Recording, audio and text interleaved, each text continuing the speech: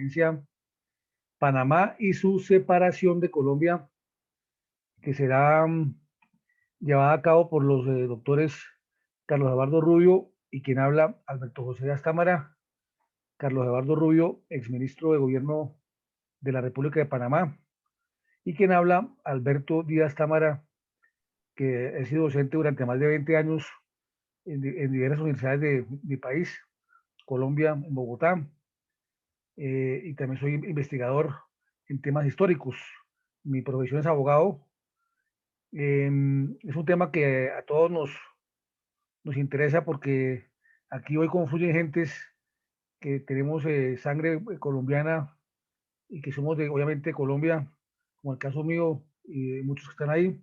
Y en el caso del doctor Carlos Eduardo Rubio, que obviamente tiene sangre colombiana por su familia, y que obviamente con él hicimos esta idea de dictar esta charla sobre Panamá y su separación de Colombia en 1903. Mm, Inicialmente, el doctor Carlos Eduardo Rubio hablará y después lo haré yo. Y habrá un tiempo para que haya preguntas o de alguna forma intervenciones de cualquiera de los asistentes. Entonces, para mí es un placer y le dejo la palabra al doctor Carlos Eduardo Rubio. Carlos Eduardo, muy buenas noches. Muy buenas noches. Quisiera preguntar si me escuchan. Perfectamente, lo escuchamos fuerte y claro. Bueno, muchas gracias y buenas noches. Primero, quisiera hacer 4 manifestaciones previas. La primera, agradecer al Centro Cultural Diálogo por esta oportunidad. Segundo, manifestar que no soy un historiador como tal, quizás fanático de la historia, principalmente la historia de mi país, pero cualquier imprecisión pedimos disculpas de antemano. Tercero, de que lo que voy a hablar el día de hoy, me voy a hablar de hechos fácticos. No voy a entrar en apreciaciones subjetivas, ni en leyendas urbanas ni negras, pues creo que este tema puede conllevar mucho sentimiento y prefiero dedicarme a los hechos. Y cuarto, y no menos importante, quiero honrar hoy a Mario Galindo. Mario Galindo fue ministro de Hacienda y Tesoro durante el primer gobierno democrático, un historiador fanático mucho mejor que lo que yo les voy a presentar, pero cuyo libro que acaba de salir, Episodios Cruciales de Nuestra Historia, ha sido la principal referencia para los que les voy a hablar el día de hoy. Así que un honor a Mario J. Galindo de Urtemate, un gran panameño, abogado, docente y político. Para hablarles cuál fue la separación o los motivos de la separación de Panamá con Colombia, tenemos que irnos a 1821. En 1821, específicamente un 28 de noviembre, Panamá se independiza de España. Y quiero que tengan esta anécdota porque la independencia de Panamá de España no fue igual a las independencias de los países suramericanos. Después verán cuando hable justo a Rosemena del por qué les menciono esto. Básicamente España estaba deteriorada administrativa y económicamente producto de las guerras napoleónicas y la independencia de Panamá de España se da sin disparar un solo tiro. Se cumplió con esa deuda que tenía la administración española en Panamá en el Istmo y se logró la independencia. Y Panamá libremente se une, no a Colombia, se une a la gran Colombia, que era el sueño de Bolívar, unido lo que hoy sería Venezuela con Ecuador. Y una vez se dan las separaciones de Ecuador y Venezuela, Panamá queda en lo que sería la Nueva Granada, constituida a partir del 1830, y ahí se ha demostrado una relación bastante débil entre ambos países, lamentablemente.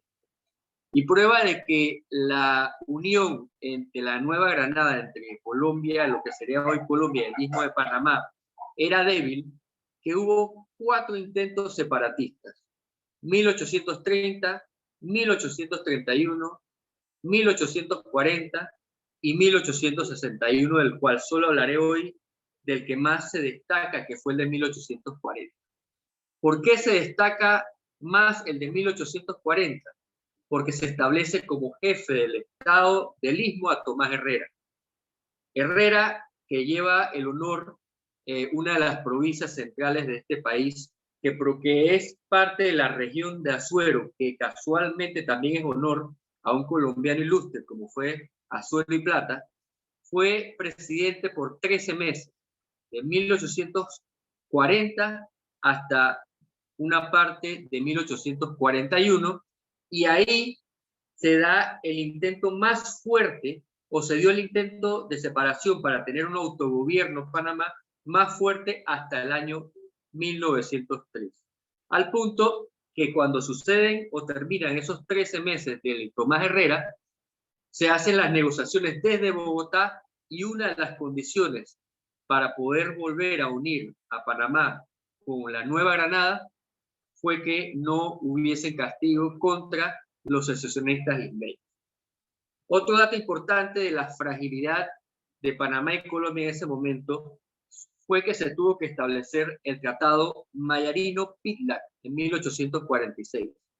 Y ese tratado, entre otras cosas, garantizaba que se continuase la unión entre Panamá y Colombia, al punto que fue básicamente como si fuese un protectorado de los Estados Unidos. 1846, bajo liderazgo del expresidente colombiano, que básicamente era vicepresidente, pero estuvo encargado en 1846 y 1847. Así que esa fragilidad se demuestra, que se tuvo que buscar apoyo externo, como si fuese un protectorado, para mantener la unión entre ambos países. Luego viene la etapa de Justo Arosemena. Justo Arosemena fue conocido como el padre de la nacionalidad, o el más ilustre de los panameños del siglo XIX, al punto que nosotros los abogados celebramos el natalicio de él, el 9 de agosto, como conmemoración para el ejercicio de la abogacía. El Día del Abogado Panameño es el 9 de agosto, que celebramos el Día del Abogado. Justo Arosemena logra, con argumentos geográficos, políticos, históricos, económicos y sociológicos, le demuestra a Bogotá que nosotros éramos una nación antes de ser una república, que teníamos una nacionalidad diferente. Y dentro de esos argumentos está que Panamá tuvo su independencia de España no de la misma forma suramericana. Y ni hablar del tema de que Panamá es históricamente suramericano, porque fuimos parte de la Gran Colombia y Colombia, pero geográficamente somos centroamericanos, culturalmente somos caribeños, con una relación histórica fuertísima con Norteamérica, quizás la segunda más importante después de Puerto Rico y en su momento Cuba. Y él, con esos argumentos geográficos, políticos, sociológicos, económicos, logra pasar una ley en 1855 donde se crea el Estado del Istmo. Se crea por ley. Y al momento de aprobarse esa ley, un senador colombiano de nombre Pedro Fernández Madrid dijo lo siguiente, y cito: voy a dar mi voto al proyecto de ley que crea el Estado de Panamá, pero no se me oculta que este es no sino el primer paso que da hacia la independencia de aquella sección de la República. Tarde o temprano, el Istmo de Panamá será perdido para la Nueva Granada, y así votó a favor de ese proyecto de ley en 1855. Pero Justo Arosemena no se quedó quieto, siguió luchando por ese self-government o autogobierno que tanto aspiraban los panameños. Y en 1857, 2 años después de lograr que por ley se creara el Estado federal, se pide la independencia de Panamá bajo la protección de Inglaterra, Estados Unidos, Francia y Cerdeña, cosa que no sucedió. Luego, en 1863, se establece la famosa Constitución de Río Negro, que eso que se había hecho con Panamá en 1855 ese federalismo se aplicó a todos los estados de Colombia. Esa constitución de Río Negro le dio esa autonomía a nivel constitucional al federalismo, a todo el estado colombiano, del cual el istmo era parte, el istmo de Panamá. En 1885 se da la eliminación de la constitución de Río Negro, bajo el liderazgo de Rafael Núñez, pero impulsada o redactada por un gran prominente que después fue presidente de Colombia, Miguel Ángel Caro, que era un hombre de una inteligencia destacada, pero que no tenía vinculación con Panamá, y se le impone una constitución de corte ultraconservador al departamento más liberal de toda Colombia, que era Panamá. Así que la moral panameña, el deseo del autogobierno, se desmoraliza y se baja el amor que se tenía por esa separación al imponerse una constitución y eliminar la constitución de Río Negro. Recordemos que Panamá, con la constitución de Río Negro, era un estado, y sin la constitución de Río Negro, eliminada esta, pasa a ser un departamento. Yo no soy especialista en la división político-administrativa de Colombia, pero entiendo que primero están los departamentos y después las provincias. En Panamá están las provincias y comarcas y después los distritos. Así que pasar de un estado a un departamento fue triste para los panameños de la época, y según Mario Galindo no fue inclusive al mismo departamento de los otros departamentos de Colombia. Palabras de Mario Galindo, se estableció como si fuese un departamento de quinta categoría por esto, y cito a Mario Galindo: la eliminación de la constitución de Río Negro sometió al istmo a una administración de excepción que la hacía depender de la autoridad directa del gobierno central instalado en Bogotá y de las leyes que para tal efecto se dictasen. Fue un departamento de quinta categoría, es decir, pasamos de Estado federal a departamento, y un departamento no igual o de menor categoría que los demás departamentos de Colombia. Así que el primer factor de por qué se dio la separación, según varios historiadores, fue la eliminación de la Constitución de Río Negro y por ende la aspiración panameña de un autogobierno. Cito a Thomas Adamson. Thomas Adamson era el cónsul de Estados Unidos en Colombia. Dijo: las 3/4 partes de los habitantes del istmo desean la separación y la independencia del antiguo estado de Panamá. Ellos sienten tanto afecto por el gobernador de Panamá como los polacos pudieran sentirla hace 40 años por sus directores de San Petersburgo. Esta cita de Thomas Adamson se da exactamente el año que empieza a regir la Constitución de 1886.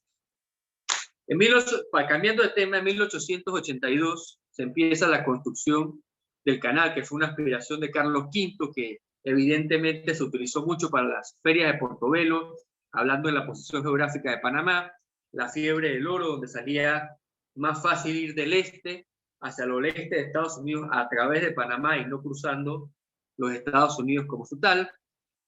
Y se da el fracaso de la construcción del canal, primeramente construido por los franceses, por razones sanitarias y por razones económicas. Y en 1889 se detiene la obra del canal, la cual hablaré en unos minutos. Paralelamente a esto, 10 años después a esto, se da la Guerra de los 1000 días. En ese momento, Panamá nunca fue parte de las guerras que se daban en el territorio colombiano. Y se está estableciendo un estado confesional en materia educativa y matrimonial. Es decir, no había matrimonio civil y mucho menos divorcio civil. La educación era una obra de la Iglesia y no del Estado. Se condenaba la soberanía popular, la separación del Estado-Iglesia, lo que es el Estado laico, la libertad de culto, la instrucción pública laica y, repito, el matrimonio y el divorcio civil. Era una guerra ideológica, la guerra de los 1000 días. Y recordemos que Panamá era el estado más liberal en un régimen ultraconservador.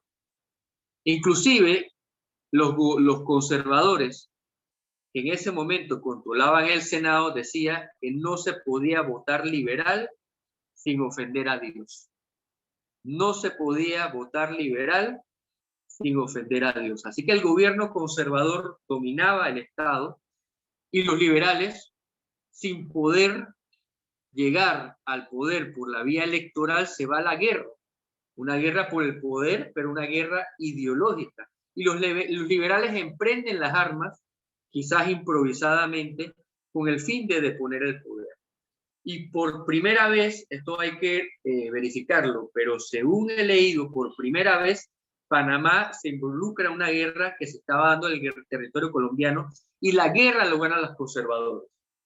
Pero en el territorio panameño, en el Istmo de Panamá, la ganan los liberales. Evidentemente los conservadores ganaron toda la guerra, pero si la guerra solamente se hubiese dado en el Istmo de Panamá, la ganan los liberales.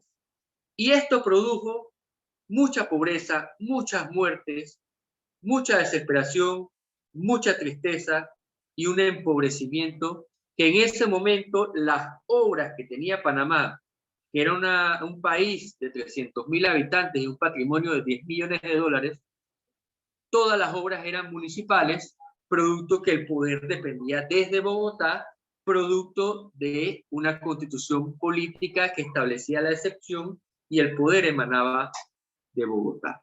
Así que el segundo factor importante de por qué se da la separación fue la guerra de los 1000 días, que se da desde 1899 hasta 1902, recordándoles que la separación efectivamente se da en 1903.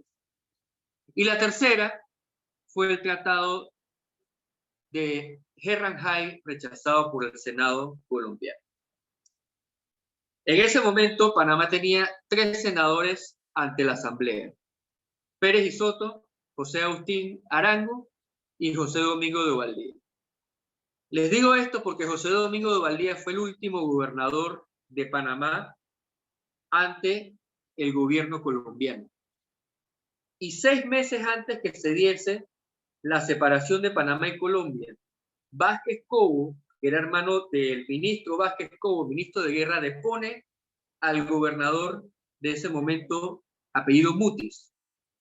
Y Marroquín, que era el presidente de la época, en vez de poner una persona con la habilidad de mantener la unidad, pone a José Domingo de Valdía, que era senador, pero que era independentista y abiertamente independentista. Y a pesar de eso, Marroquín lo pone de gobernador, que también era senador, como les dije anteriormente. Y el Tratado Herrenheim, al ser rechazado por el Senado colombiano, derrumba la última aspiración de esperanza para que Panamá fuese un país próspero. ¿Por qué? Porque ese Tratado Herrenheim, que le daba la oportunidad a los Estados Unidos, que finalmente lo terminó haciendo, pero que será un tema de otra conferencia si me dan la oportunidad, le daba la esperanza de terminar la construcción del canal que habían empezado los franceses. Así que ese rechazo fue de última tristeza para los panameños, que fue rechazado en mayo de 1903 y finalmente produjo la rebelión, si se puede llamar de una manera, hacia la separación de Panamá de Colombia, que fue el 3 de noviembre de 1903 y que fue perfeccionada 2 días después, es decir, el 5 de noviembre de 1903, principalmente por la valentía de los colonenses, que de eso hablaremos en otra ocasión. Pero me parece que no hubo la correcta apreciación por parte del presidente Marroquín de mantener la unidad. Se dice mucho del presidente Marroquín que nunca conoció el océano. Con esto quiere decir que nunca le importó Panamá, que nunca le importó la posición geográfica del país. Es lo que dicen los libros de la historia. Y cuando se le pregunta a Marroquín ¿por qué hiciste esto?, lo empezaron a criticar muchísimo. y cuando él dispone, no entiendo por qué me critican tantos que he dejado a Panamá, él le contesta al público que no tenía nada que apenarse, que él le habían dado una patria y les había devuelto dos, que él le habían dado una patria y había devuelto dos. Pero bueno, las tres causas de la separación: el rechazo del Tratado de Herrenheim, que significaba la esperanza para la construcción del canal, 1903, la separación de Panamá, perdón, la guerra de los 1000 días, y la eliminación de la Constitución de Río Negro, que le daba la posibilidad a Panamá de tener el self-government o el autogobierno. Con esto les quiero decir que lo sucedido no fue una leyenda negra, una leyenda dorada, como quizás erradamente dicen en otros libros, ni que se pagó para construir un país, como dicen otros. Esto no fue el arte del vivirloque, esto no fue al azar. El vivirloque significa cuando las cosas suceden por el azar, y eso no fue lo que sucedió en estos momentos, a mi criterio y en mi opinión, porque fueron tres hechos lo más importante. Sin embargo, entiendo que todavía nosotros estamos en su escudo. El istmo de Panamá todavía sigue presente en el escudo colombiano, y la bandera panameña tiene los dos colores del Partido Liberal y del Partido Conservador, el rojo y el azul. Y una bandera bien hecha panameña, el blanco, que significa la paz, separa los ambos colores, entendiéndose que la paz logró unir a ambos partidos con el fin de crear una república nueva, que a mucha honra me siento de sentir panameño. Pero así como me siento honrado de ser panameño, me siento honrado de ser hijo de un bogotano, me siento honrado de toda la familia que tengo en Colombia, todos de ellos descendientes de San Juan de Río Seco, un pueblo a 120 kilómetros de Bogotá, y para mí fue, es y será un país hermano. Con esto se los dejo, espero que haya sido de su provecho, y muchas gracias a todos por la oportunidad.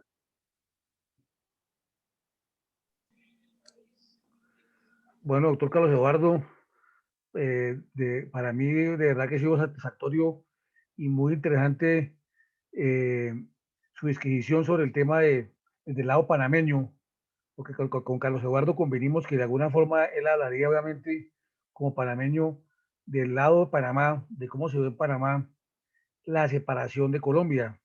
Yo hablaré del lado triste de la historia, que es como lo vimos de Colombia, la separación de Panamá, que para nosotros los colombianos ha sido quizá el hecho histórico más humillante de nuestra vida republicana, pero no por lo que Panamá haya hecho en sí mismo, porque tenía sus intereses, sino por la situación que se dio vergonzosa en nuestro país, por las guerras civiles que el doctor Carlos Eduardo Rubio hablaba, como la guerra de los 1000 días, y todos los antecedentes que de alguna forma en un momento dado se dieron. Entonces, yo aquí tengo voy a mirar desde el lado colombiano cómo fue la situación nuestra, por qué se dio esa situación de Panamá. Debo antes decir que el dictador Simón Bolívar en la Carta de Jamaica soñó que se hiciera un congreso en Panamá donde todas las repúblicas latinoamericanas se unieran, hicieran una especie como de anfitrionía al estilo de la antigua Grecia, con las ciudades-estados, y ese sueño de alguna forma se cumplió en parte cuando se celebró en 1826 el Congreso de Panamá, en el cual la Gran Colombia está conformada por Venezuela, Ecuador y la Nueva Granada, que éramos nosotros, Colombia, logró como un primer intento de hacer algún evento continental, internacional, y acudieron países a este evento, que fue como nuestro primer experimento de unión latinoamericana, porque ese era el gran sueño del libertador Simón Bolívar, que además se celebró mucho cuando Panamá se anexó a la Gran Colombia, porque sabía el significado histórico y además estratégico de Panamá. En ese Congreso de Panamá estuvieron presentes, obviamente, la Gran Colombia, que era la Nueva Granada, Ecuador y Venezuela, los dos delegados de la Gran Colombia, el general Pedro Briceño Méndez y don Pedro Gual, que era el canciller de la República en ese momento. Asistieron también países de Centroamérica, de la República de Centroamérica, eh, y también asistieron países observadores como fueron Inglaterra y Bélgica. Los Estados Unidos, que obviamente en un momento hubo esa discusión entre Bolívar y Santander para invitarlo, porque el libertador Simón Bolívar siempre fue partidario de no invitar a Estados Unidos, previendo, como sabía él como profeta, y lo ha advertido de cuántos crímenes cometerán los Estados Unidos en nombre de la libertad, que será que Estados Unidos, por ser el hermano mayor, por estar en el mismo continente, sería un invitado peligroso y que se metería aquí en los asuntos nuestros y que no era conveniente. Santander, que era el vicepresidente encargado del Poder Ejecutivo, porque Bolívar estaba peleando la guerra de independencia de Venezuela, de Perú, de Ecuador, sí admiraba a Estados Unidos y lo miraba como el ejemplo a seguir por todo su desarrollo eh, eh, económico, por todo su desarrollo legislativo. Gran parte de nuestra constitución de Colombia había sido inspirada en el sistema presidencialista norteamericano. Entonces, de alguna forma, admiraba a los Estados Unidos. Sin embargo, después de tanta pelea, que eso también ayudó a una pelea que después tuvieron ellos dos, esa pelea terminó que finalmente Estados Unidos no vino al Congreso de Panamá, sí vinieron Inglaterra y Bélgica como observadores, y entonces se desarrolló el Congreso de Panamá, y digamos que fue importante como primer intento de lograr fijar una posición internacional estos países latinoamericanos recién liberados y de unirse como era el sueño de Simón Bolívar. Sin embargo, Panamá sí fue muy descuidada por la Nueva Granada, siempre por su lejanía geográfica, por el difícil acceso que había por toda la selva de Atrato, porque para llegar allá hay que recorrer mucha selva todavía, es una selva complicada, todo lo que es la región del Darién y el río Atrato, que es el río que llega, que riega en la geografía colombiana y que comunica con Panamá. Panamá sí tuvo problemas de verdad para integrarse a nosotros, y la verdad, como lo mencionaba el doctor Carlos Eduardo Rubio, eh, hubo el Tratado Maldaino-Birdac, que de alguna forma autorizó a Estados Unidos que en la franja del istmo, entonces tuvieran unas tropas para garantizar la soberanía de la Nueva Granada sobre el canal, y que obviamente ellos podían entrar ahí sus buques y tener temas comerciales, pero con una condición de que no dejaran que otras potencias como Francia e Inglaterra se metieran al istmo, y Estados Unidos cumplió esa función, obviamente respetando la independencia de la Nueva Granada, pero fue de alguna forma el primer paso para que de alguna forma Estados Unidos entrara, y obviamente ya sabía del tema estratégico de las comunicaciones de Panamá para unir el Océano Atlántico y el Océano Pacífico. Y obviamente después, cuando Panamá eh, la República Libre de Panamá en 1855 también es proclamada, obviamente Panamá se siente de alguna forma muy independiente porque eran los gobiernos liberales, y los gobiernos liberales eran federalistas en su mayoría, y como federalistas, que eran los gobiernos liberales colombianos, daban autonomía a Panamá y a los estados soberanos. También eso lo va a confirmar la Constitución de Río Negro de 1863, en el cual Panamá, pues obviamente es el estado más liberal y siempre va a votar por el presidente liberal. Los estados soberanos votaban por el presidente, eran 9 estados soberanos, eran Panamá, Antioquia, Tolima, eh, Bolívar, Magdalena, Santander, Cauca, que era el estado más grande, mm, eh, Boyacá. Eran los 9 estados soberanos que estuvieron vigentes desde 1863 hasta 1886, que es cuando ya se cambia la constitución y cuando llega el gobierno de Rafael Núñez, gobierno conservador, que obviamente va a decir que todo se va a regir desde Bogotá, e impone una constitución centralista, y ya no hay estados soberanos, sino que ya hay gobernadores que son agentes del presidente de la República, porque hay un total centralismo, un centralismo político y una descentralización administrativa. Y se da las guerras civiles en Colombia, obviamente la guerra de 85 contra el gobierno de Núñez por parte de los liberales, que han perdido el poder en esa guerra de 1885. Luego se da otra guerra civil, que es la de 1895, contra el gobierno de Miguel Antonio Caro, gran jurista colombiano, pero obviamente demasiado centralista, y quien además fue que promovió que la Iglesia Católica manejara toda la educación pública.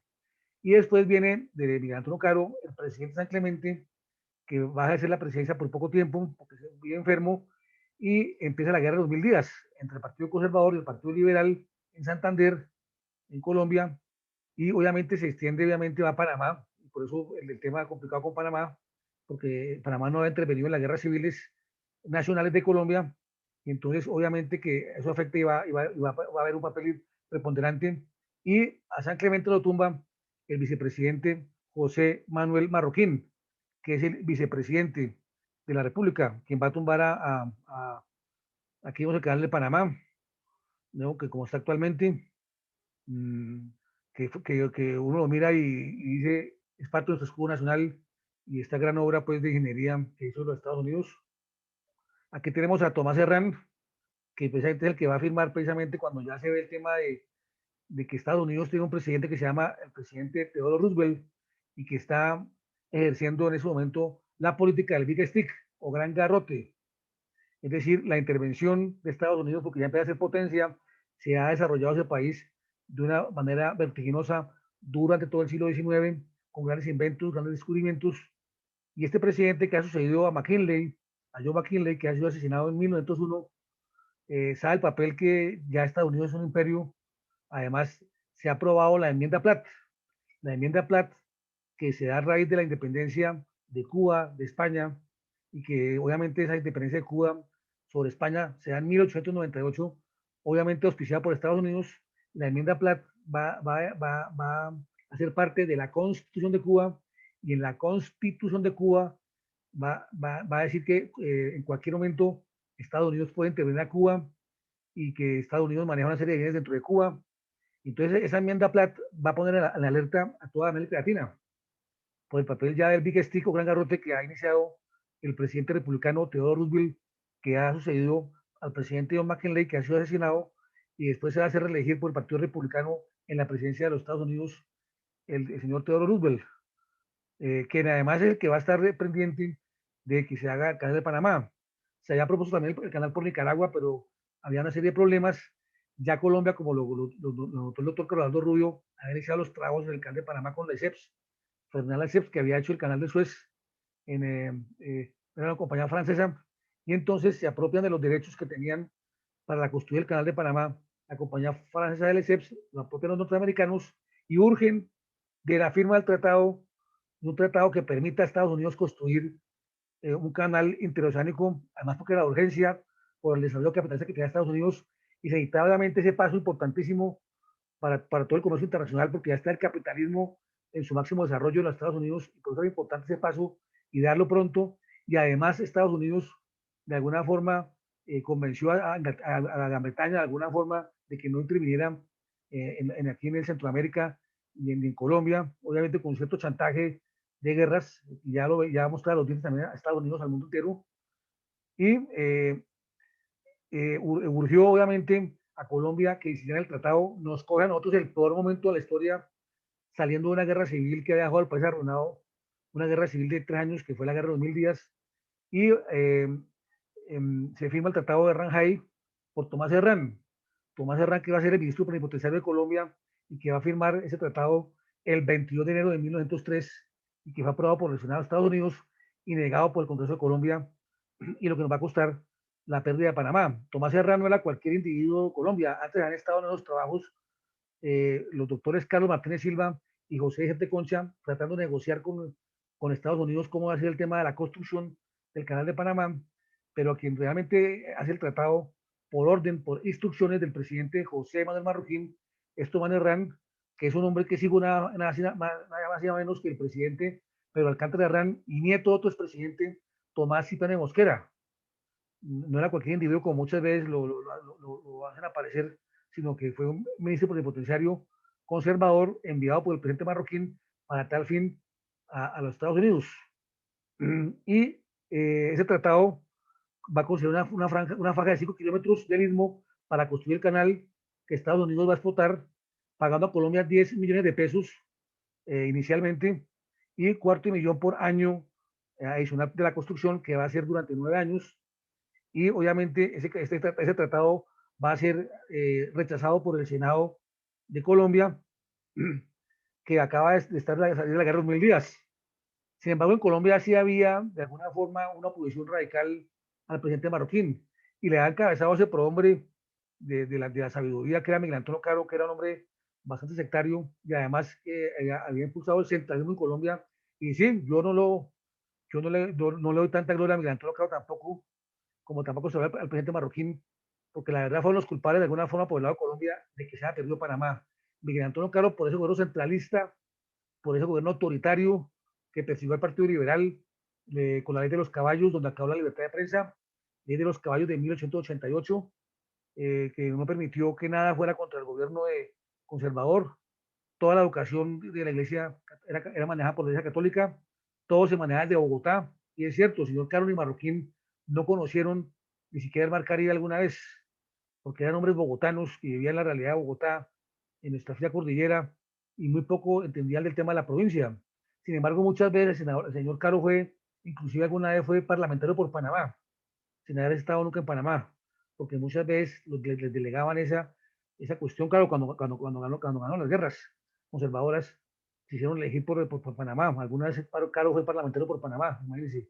Era bogotano, Raizal no ha salido a la sabana de Bogotá, porque nunca salió a la sabana de Bogotá. Experto gramático, traductor de Virgilio, el famoso poeta de la Neida, pero, y experto en temas de derecho, pero obviamente un hombre que no conocía la problemática de la provincia colombiana, y gran parte de su centralismo que tuvimos toda la vida, porque no solamente fue la pérdida de Panamá, sino también el alejamiento de las regiones de Colombia, fue porque todo se manejaba desde Bogotá, y ese centralismo nos va a gobernar durante 100 años, desde 1886 hasta 1991, en que se establece la nueva Constitución de Colombia, que ya es una constitución híbrida, en la cual aparecen las provincias, las regiones, como parte de un híbrido entre el federalismo que habían practicado los liberales y el centralismo que era propio de los gobiernos conservadores en Colombia.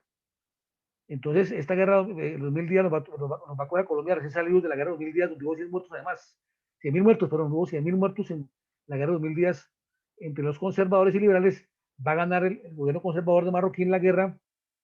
Aquí también hago un comentario sobre el señor Amador Guerrero, que es el primer presidente de Panamá, y que era el cartagenero, y que va a estigar a Estados Unidos cuando el Congreso colombiano no aprueba el Tratado de Arnajay. Él va a hacer algo. Hablo del lado colombiano, por supuesto, que yo soy colombiano, pero para nosotros el hombre que era cartagenero instigó que el Senado colombiano no aprobaba el Tratado de Arnajay, debería haber una separación de Panamá, y esto para que era una amenaza al gobierno colombiano de que si no lo hacía, la separación era inminente, como efectivamente ocurrió después.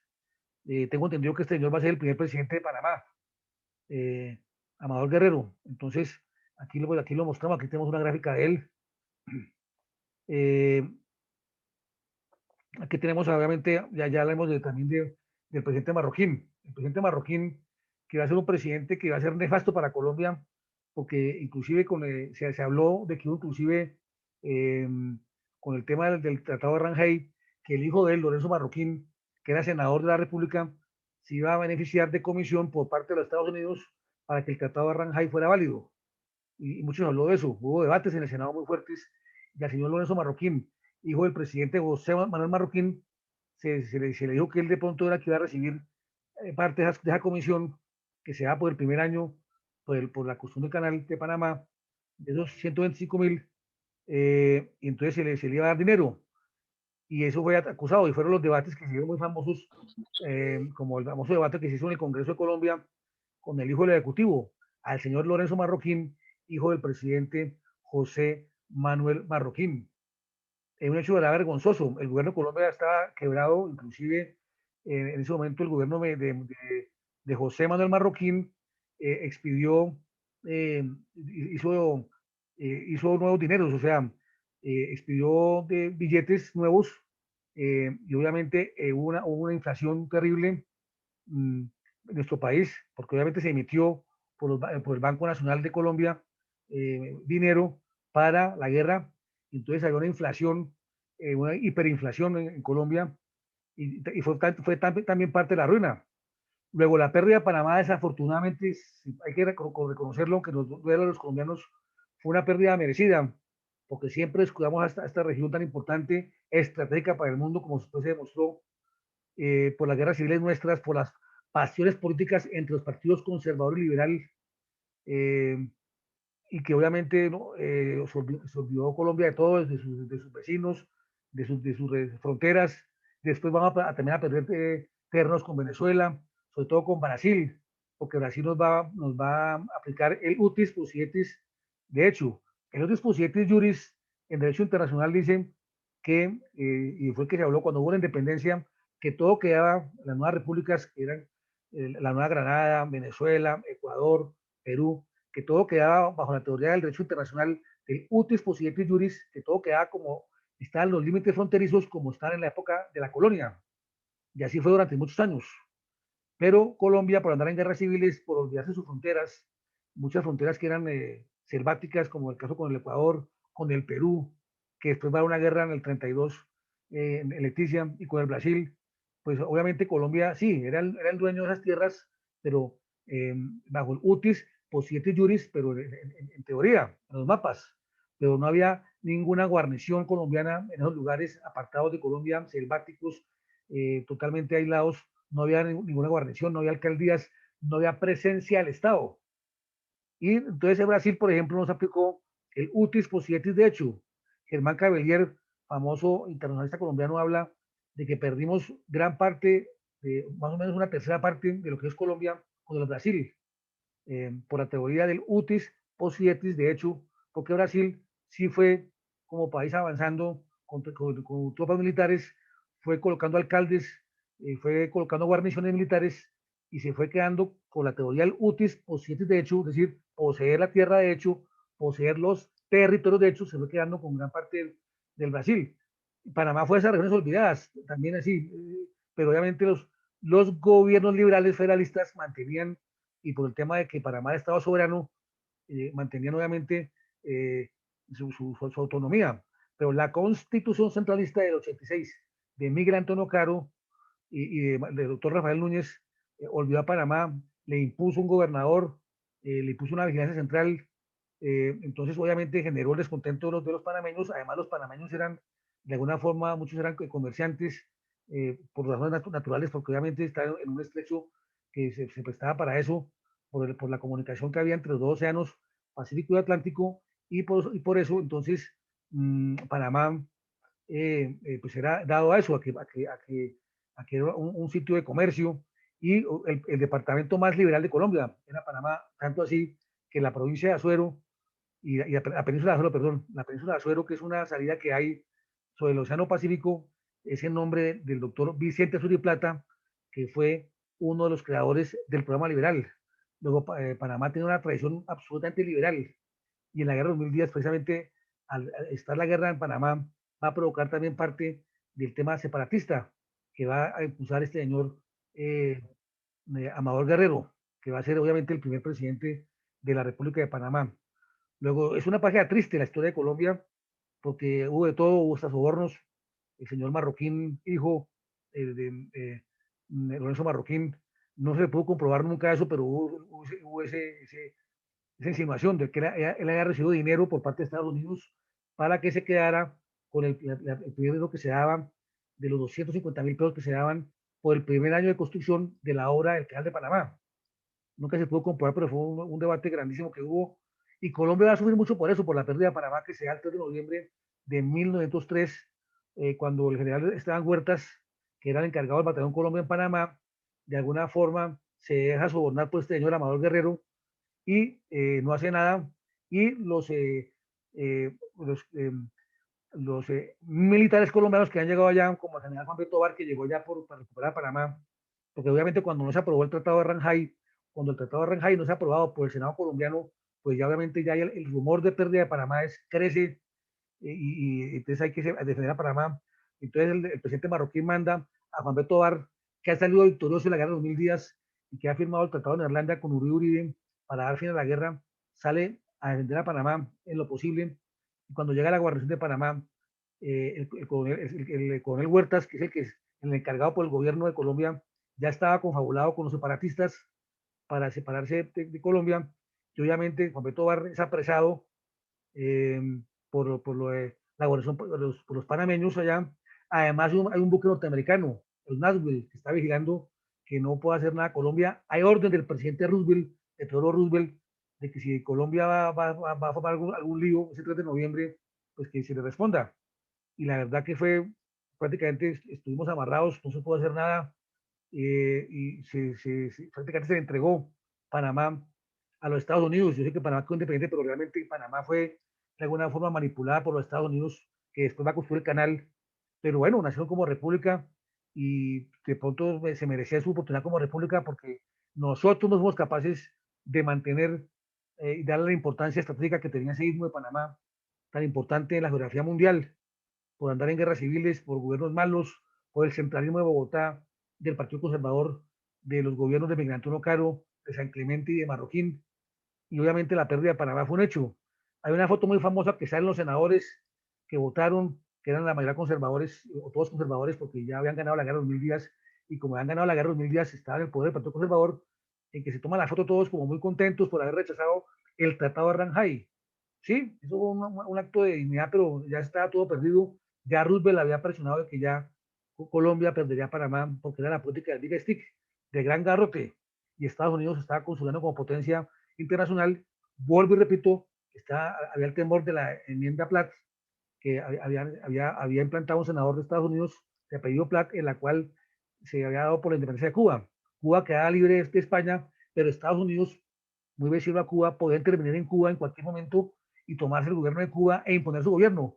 Entonces, obviamente, el Congreso de Colombia no le gustó eso porque ya el antecedente de la enmienda Platt, en la cual Estados Unidos podía intervenir en Cuba, como después va a intervenir en República Dominicana y otros países de Centroamérica, y va a implantar dictaduras.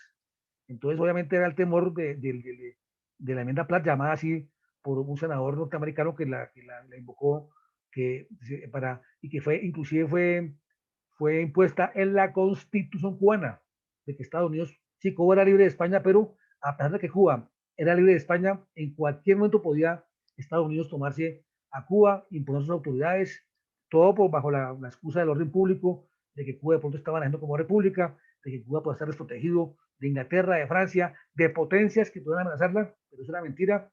La verdad que Estados Unidos le puso a condición a Cuba. Yo le ayudo a usted a que se independice de España, pero yo puedo entender su país, puedo poner ahí autoridades, gobernantes y manejar la política del país, y así fue. Entonces, con ese antecedente tan funesto de la enmienda Platt, fue que el Senado de Colombia negó el Tratado de Ranjay, pero obviamente ya estaba todo tomado. Amador Guerrero fue el que precisamente fue a Estados Unidos y presionó a Roosevelt y al gobierno norteamericano, al secretario de Estado Tomás Hay, para que realmente se tomara Panamá y que Panamá sí le ofrecía a Estados Unidos las condiciones para construir el canal de Panamá, como ocurrió después. ¿Cuáles fueron las consecuencias de la pérdida de Panamá? Colombia sufrió un dolor muy fuerte por la pérdida de Panamá durante muchos años, pero sí nos ayudó a entender que ya las guerras civiles no eran viables en Colombia. La pérdida de Panamá fue durísimo, ese golpe fue un golpe durísimo al orgullo nacional. Entonces ya estaba Panamá perdida, entonces tocó ser pragmáticos, entre comillas. Entonces hay un hombre muy importante que se llama Marco Fidel Suárez, y Marco Fidel Suárez va a ser un hombre que va a promover lo que se llama la doctrina Suárez, el Despecio Polum, que es la estrella polar miradas al norte, miradas a Estados Unidos. Ya perdida Panamá, Marco Fidel Suárez va a ser canciller de los gobiernos del gobierno del presidente Concha, de José Vicente Concha, y va a buscar un tratado que busque alguna solución práctica a la pérdida de Panamá, que ya era un hecho, y va a ser el gestor del famoso tratado Urrutia-Thompson, tratado de 1914, que Marco Fidel Suárez, que después va a ser presidente de Colombia, va a promover, y obviamente lo va también en su gobierno cuando sea presidente, lo va a promover, y va a buscar que entonces Estados Unidos indemnice a Colombia por la pérdida de Panamá. El tratado se firma por el ministro de Colombia en Estados Unidos, doctor Urrutia, eh, del Partido Conservador. Por supuesto está en ese momento el Partido Conservador en poder. Francisco Urrutia lo va a firmar por Colombia, y Thompson, el secretario de Estado de los Estados Unidos, y ahí se va a acordar que se pague por la pérdida de Panamá 25 millones de dólares por parte del gobierno de Estados Unidos a Colombia. Y se incluye la cláusula del sincero pesar. La cláusula del sincero pesar dice que Estados Unidos se sintió un inmenso pesar por la pérdida de Panamá, El Senado de Estados Unidos no aceptó eso. Le pareció una cosa retórica y dijo, no tenemos nada que lamentar ahí. Panamá ya la perdieron ellos, es un hecho, no tenemos nada que lamentar. Por eso les va a pagar el dinero, los 25 millones de dólares al gobierno de Colombia por la pérdida de Panamá. Entonces claro, se demoró el tratado en aprobarse, pero Colombia sí estaba, de verdad, como siempre, igual de dinero. Había pasado la Primera Guerra Mundial del 14 al 18 en la presidencia de Concha, cuando era ministro de Relaciones el doctor Marco Fidel Suárez. Entonces el país no estaba exportando café, banano, que era lo que siempre exportaba el país. Entonces tenía problemas de exportaciones. Entonces el gobierno quitaba el dinero. Entonces por eso Marco Fidel Suárez de alguna forma práctica dijo con la doctrina Suárez, mirar al polo, respise un polo, no hay que mirar al polo, dice al norte, los Estados Unidos es el país a seguir, es el país del progreso, es el país de la prosperidad, hay que seguirlo, y por eso hay que ser con ellos de alguna forma que nos den algo por la pérdida de Panamá y dejar de alguna forma el orgullo colombiano porque quitamos ese dinero para el desarrollo de Colombia, porque no tenemos como aquí en industrias, aquí el capitalismo todavía no ha llegado, y realmente por eso el capitalismo en Colombia va a llegar tarde, va a llegar en los años 20, que va a ser la famosa danza de los millones, porque precisamente hasta 1921 es que se firma, es que se ratifica el tratado por el Congreso de Estados Unidos, porque Colombia sí lo ha aprobado en el 14, cuando se firmó. Saben que un tratado internacional requiere que lo firmen quienes, los delegados, los plenipotenciarios que manda cada país o los cancilleres de cada país, o sea, los ministros de Relaciones Exteriores, pero debe ser ratificado por los congresos respectivos. En el caso colombiano fue el tratado Urda-Thompson del 14. Ese tratado fue ratificado por el Congreso muy pronto, pero Estados Unidos lo va a ratificar hasta 1921. Se va a demorar, ¿no? En un momento se habló que más dinero para Colombia, pero se complicó eso allá en el Senado de Estados Unidos, y hasta el año 21 fue que fue totalmente ratificado por el Senado de Estados Unidos y fue perfeccionado el tratado entre los dos países. Y el primer dinero que va a llegar, el primer dinero que va a llegar a Colombia por parte de Estados Unidos va a ser 10 millones de dólares que van a llegar al siguiente presidente. Le van a llegar al presidente Pedro Ospina esos 25 millones de dólares. O sea, se van a pagar 25 millones de dólares por la pérdida de Panamá como indemnización, pero van a llegar 10 millones de dólares, que va a ser el primer giro, y le van a llegar al gobierno del presidente Pedro Ospina, y con eso va a ser obviamente ferrocarriles y todo en Colombia. Va a ser también la misión Kemmerer, que va a crear el Banco de la República, la Contraloría General de la República, y obviamente va a ser una modernización de las finanzas colombianas, ¿no? Que están realmente al garete. Entonces, eso se hace con qué? Con la plata que se pagó por la pérdida de Panamá. La misión Kemmerer que va a crear el Banco de la República como Banco Central, la Contraloría General de la República como órgano de control, y obras públicas como construir ferrocarriles por toda Colombia. Eso fue como el destino final de lo que pasó con el tema de la pérdida de Panamá, las consecuencias, que fueron los temas que nos dedicamos con el doctor Carlos Eduardo Rubio en el día de hoy, que para mí la verdad ha sido un placer ese diálogo con Carlos Eduardo y su experiencia gubernativa allá en Panamá. Bueno, a la gente alguna pregunta, algún comentario sobre los temas de hoy, por favor. ¿Alguna duda, algún comentario? Para Carlos Doctor, Eduardo, para mí. doctor Alberto, una situación muy similar es la que estamos viviendo ahora con Nicaragua. No le estamos dando importancia a San Andrés y vamos por el mismo camino. Así es. Uy, la historia de Nicaragua, eso da para otra conferencia, pero bueno. No, Pero con es que Nicaragua vamos, sí, terrible. Con Nicaragua ya perdimos con ellos ya áreas marinas submarinas, porque eso fue el fallo que hubo con ellos. Ellos van por más, ¿no? Sin embargo, obviamente que ya logren más es muy complicado, pero ya lograron lo importante. Además, porque ellos, por geografía, son más cercanos a San Andrés y Providencia.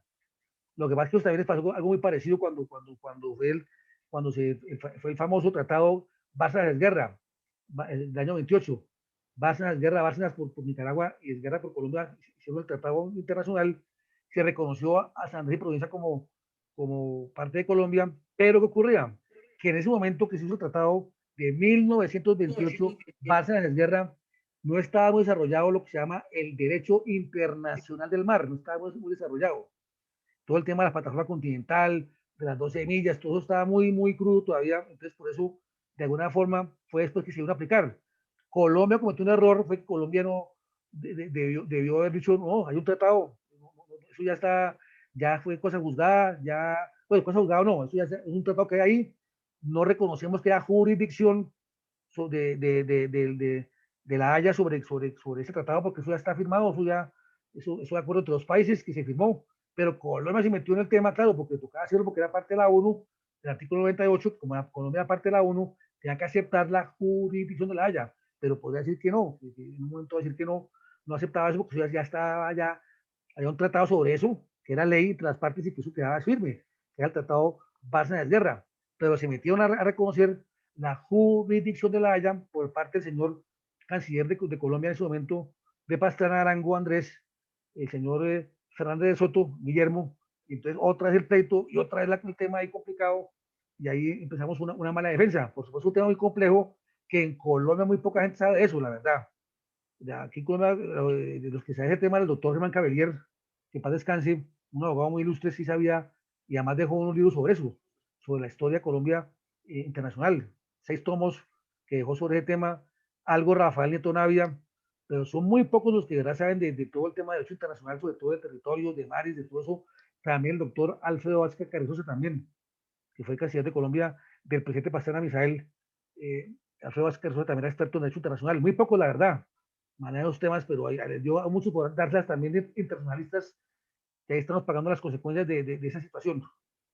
Pero sí es verdad, es un tema que es complejo y que sigue todavía habrá duras batallas, Marta. Todavía ese tema con Nicaragua, sigue todavía unas sesiones largas. Gracias. No, con mucho gusto. ¿Algún comentario adicional, alguna cuestión, alguna duda?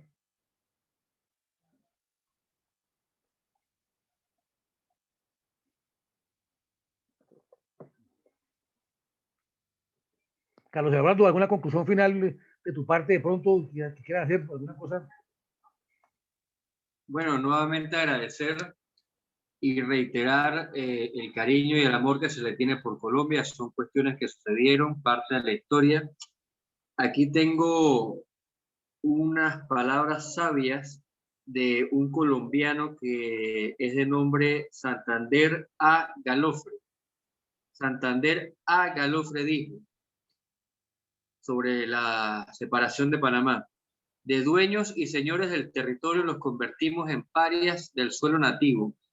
Brusca e inesperadamente les arrebatamos sus derechos y suprimimos todas sus libertades. Los despojamos de la facultad más preciosa de un pueblo libre, la de elegir sus mandatarios, sus legisladores, sus jueces. Restringimos para ellos el sufragio, falsificamos el cómputo de los votos e hicimos prevalecer sobre la voluntad popular la de una soldadesca mercenaria y la de un tren de empleados ajenos por completo a los intereses del departamento. Más adelante sigue: desde diciembre de 1884 hasta octubre de 1903, presidentes, gobernadores, oficiales, soldados, prefectos, alcaldes, regidores, jefes militares, jefes e inspectores y ayudantes de policía, la policía misma, capitanes y médicos de barco, magistrados, jueces de diversas categorías, fiscales, todo bajaba de las altiplanicies andinas o de otras regiones de la República para imponer en el istmo la voluntad. No quiero conllevar o seguir más de esto, simplemente con esta conclusión. Los últimos 20 años son para los panameños demasiado amargos y crueles, y ellos no querrán en lo sucesivo ser colombianos si han de continuar viviendo bajo el régimen que no les permite ser ciudadanos en su propio territorio. Efectivamente, concuerdo con todo lo que ha dicho el pariente y doctor Díaz Támara. Creo que esto hay que ahondarlo un poco más. Son consecuencias de la dejadez, del centralismo, de la muerte de la esperanza que se tuvo en ese momento y las guerras crueles ideológicas que gracias a Dios han quedado en el pasado, principalmente ese ultraconservadurismo medieval que regía en la época, ya que era irrespetuoso a la dignidad humana y sobre todo al respeto que se le tiene que tener a un país importante. Efectivamente, el primer presidente panameño lo fue Manuel Amador Guerrero, cartagenero. La Constitución de 1904 fue dividida por 32 constituyentes, 16 liberales y 16 conservadores.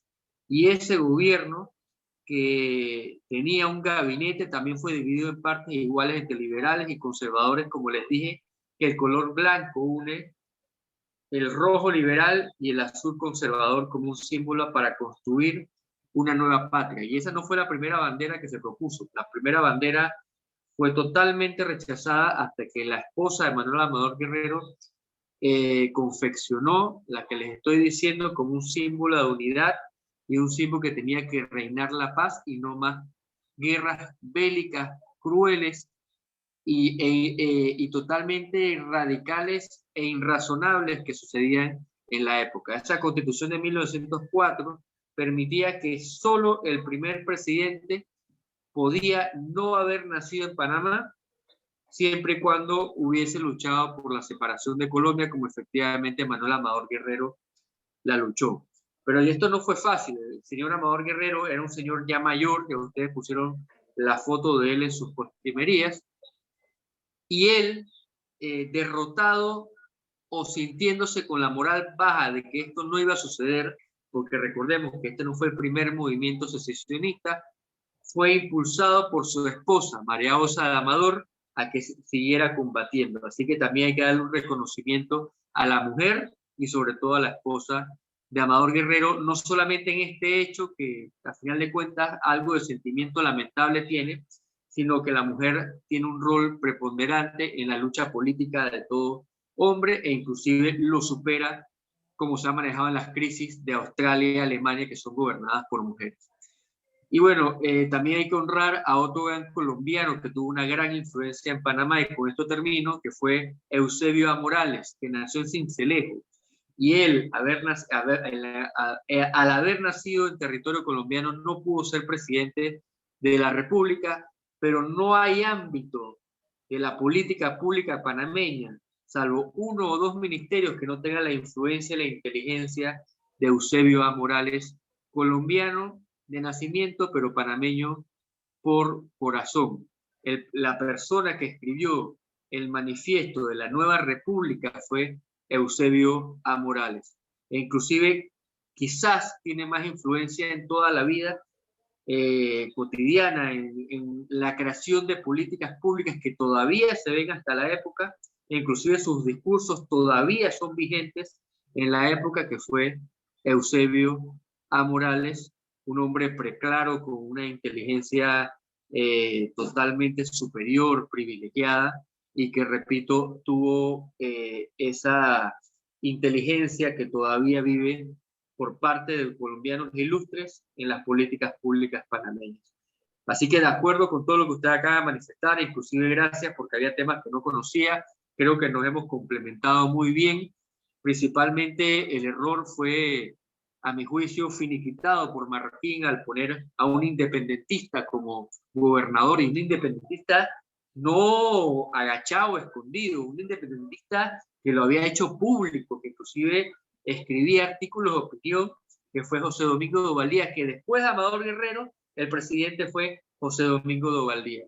Y fue el último presidente conservador, porque de ahí en adelante, después de Amador Guerrero y José Domingo de Ovaldía, que fueron conservadores, pero también gobernaron con liberales, todos los demás presidentes fueron miembros del Partido Liberal. A veces se subdividió en varios partidos liberales, pero al fin y al cabo del Partido Liberal.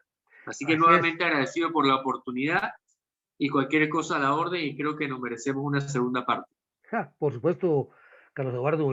Sí, no olvidar que José Domingo Valdía era hijo de otro presidente que se llamaba José Domingo Valdía, que ha sido presidente panameño de Colombia por allá en 1854, como vicepresidente de General Obando, y también Tomás Herrera fue presidente de Colombia, alzado en armas contra el gobierno contra la dictadura de José María Melo, que fue el golpe de Estado del 17 de abril de 1854. Entonces, sí, Colombia tuvo también presidentes panameños, Tomás Herrera y José Domingo Valdía padre, que hace el padre del gobernador de Panamá cuando se la separación, que es José Domingo Valdía Nuñista, ya en ese momento y que obviamente era separatista.